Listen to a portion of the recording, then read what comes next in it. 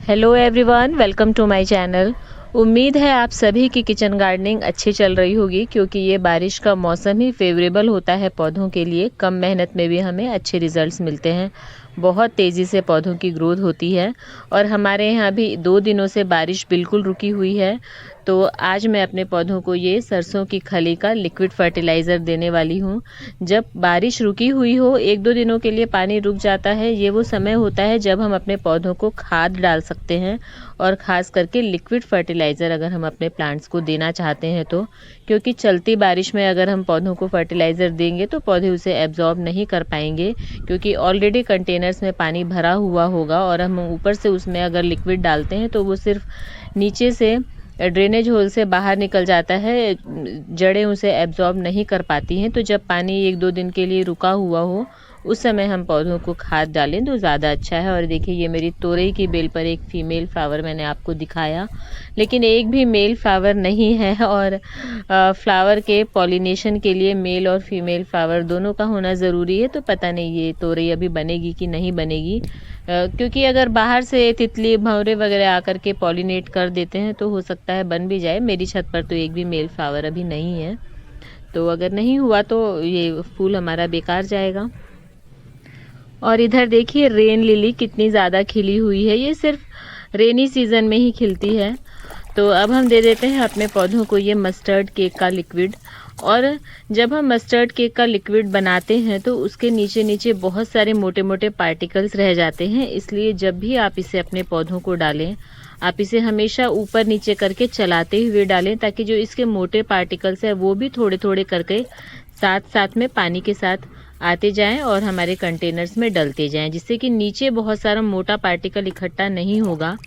नहीं तो कई लोग इसे छान कर भी देते हैं, तो इससे भी वो जो मोटे मोटे जो छिलके जैसे रह जाते हैं सरसों की खली के, फिर उनकी दिक्कत होती है कि उन्हें कहाँ डालें। उन्हें फिर आप एक या तो फेंक दो, या फिर उन्हें आप किसी कंटेनर में डालोगे तो फिर वो धीरे धीरे डिकम्पोज होगा। तो उससे अच्छा है कि आप इसे अच्छी तरह से ऊपर नीचे चला करके दीजिए।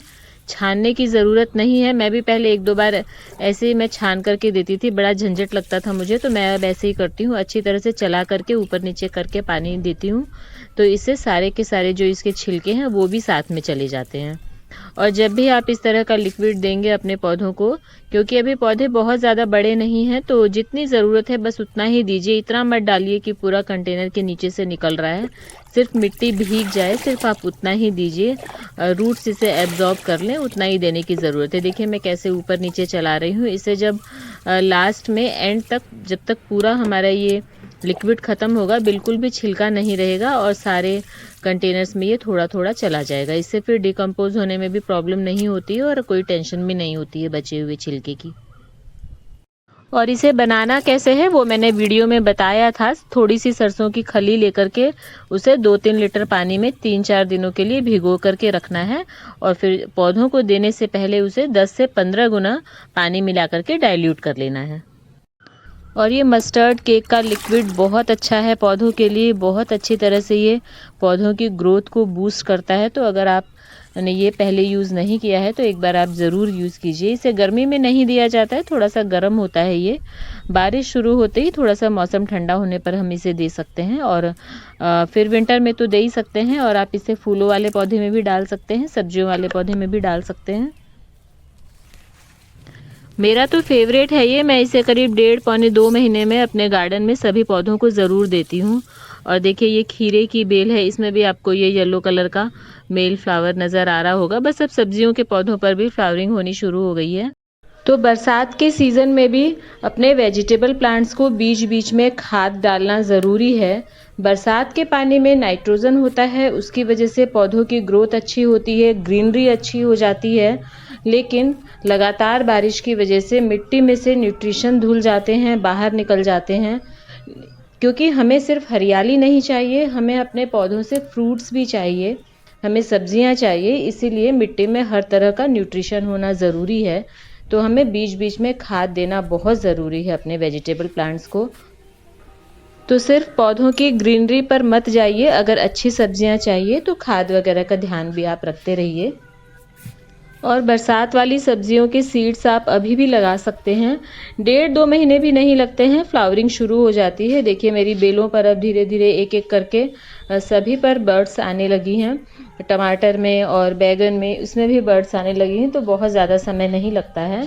बैगन तो खैर आप कभी भी लगा सकते हैं, लेकिन जो स्पेशली बरसात में ही लगाई जाती हैं, विंटर्स में नहीं लगा सकते, उन सब्जियों के सीड्स भी आप अभी आराम से डाल सकते हैं। तो देखिए मेरे पौधों की हेल्थ अभी तक तो सही है, सारे पौधों की ग्रोथ अच्छी चल रही है और मैं बराबर ऊपर नीचे करके पत्तों को पलट करके देखती रहती हूँ कि कहीं कोई पेस्ट तो नहीं आ गया है, क्योंकि इस समय पर पेस्ट अटैक होने का भी बहुत ज़्यादा खतरा होता है। तो कहीं पर भी थोड़ा सा भी आपको कीड़ा नज़र आ जाए तो बस उसी समय उसका ट्रीटमेंट कर दीजिए, फैलने से पहले ही।